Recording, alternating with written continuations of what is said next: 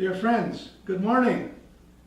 I'm happy to be with you through this new means of communication. On the Feast of the Assumption, August 15th, I spoke of Mary as an example of true discipleship. I exhorted everyone then, and I repeat to all of us today, that we too, in our own way, must face the challenge and the consequences of saying yes to the call of Jesus Christ. This call takes various forms at different times. In our own time, the call of true discipleship is to face the challenge of the new evangelization. This is why you are gathering today in your regions with your Episcopal Vicar and your Catholic brothers and sisters to take the first steps on the journey of faith which we must take as we face the future of our local church.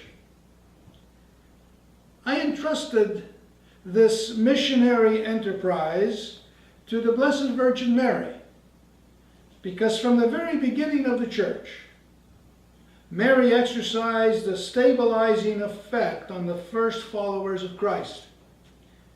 In fact, one of Mary's roles was the wise support she provided to the apostles when they were afraid and waiting for the power of the Holy Spirit to fall upon them at Pentecost.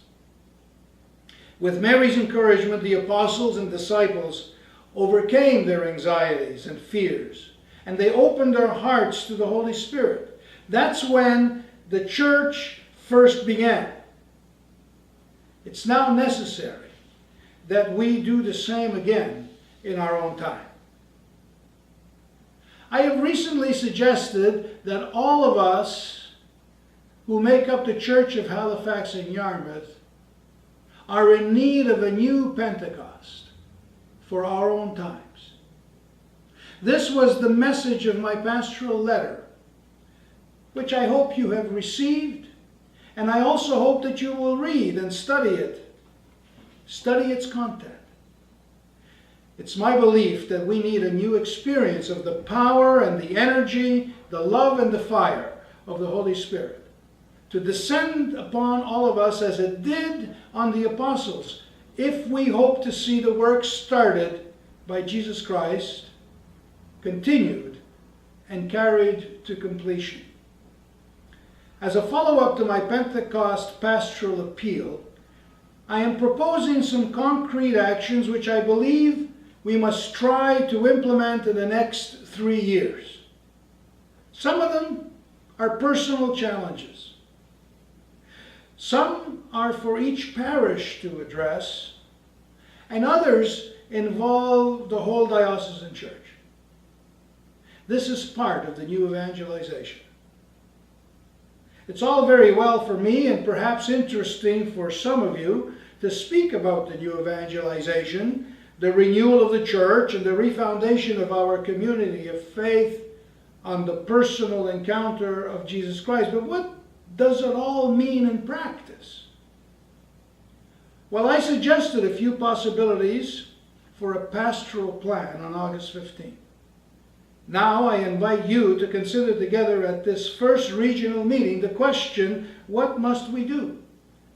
How do you hear the challenge of the new evangelization? What do you see needs to be done in your personal life, in your parish life, and in our diocese? Well, one of the first experiences and expressions of this newness for our church is manifested in the very fact that you are now gathered in this regional meeting. Right now, you are participating in a simultaneous gathering of our diocesan church in different localities. This is a new way of expressing pastoral leadership in our local church. This diocesan meeting is being accomplished with the help of many people, but particularly by your regional Episcopal Vicar who is representing me as he shares in my episcopal ministry of teaching, sanctifying, and serving the church. This is a very different way of exercising the leadership and exercising authority in the church. We will have to become more familiar with it, and it'll take some time. These regional meetings are also a new way of expressing the importance of being united and to become conscious that there is more to being Catholic than being parochial. We are and we must be united. And in this, hopefully, we are accomplishing this unity through our united theme, focus, and challenge, which is the agenda of the new evangelization and the future of our church. I hope and pray that what you are doing, how you are doing it, and why you are doing it will capture the interest, the passion, and the engagement of all of our church. I know, of course, that what I'm asking for, which is a new expression of what it means for us to be Catholic, to be united in mind and heart in our present circumstances, requires time and effort. While I dream and hope for everyone in every parish, region, and in the whole diocese to respond, I also know that many will not wish to put in the time. Some will not wish to pay the cost or to be bothered by this attempt to bring the gospel of Jesus Christ to a new generation of people. Change is never easy, but it is always necessary. And so with all those of goodwill, I will keep imagining the possibility of bringing Christ's church, which has been entrusted to my pastoral care, to a renewed conviction about God, to a personal encounter with Jesus Christ, and for all of us, to a loving experience of the grace of the Holy Spirit.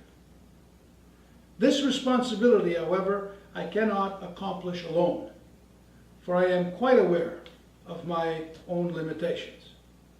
So I am appealing to all of you today to do your part, to accept the challenge which is before us.